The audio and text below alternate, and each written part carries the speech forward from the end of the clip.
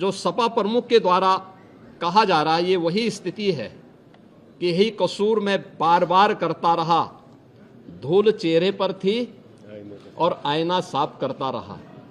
यानी फोटो इनकी है उन माफियाओं के साथ, तो स्वाभाविक रूप से अवैध लेन देन में भी संलिप्तता कहीं ना कहीं सामने आएगी। अपना चेहरा न पोंछा गया आपसे,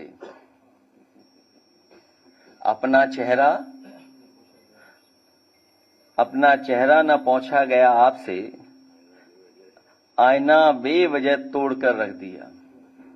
यही कसूर रहा इनका, दिखाने को औरों के बच्चे गोद में खिलाते रहे, पर पैसों के लालच में बच्चों की जान दांव पर लगाते रहे।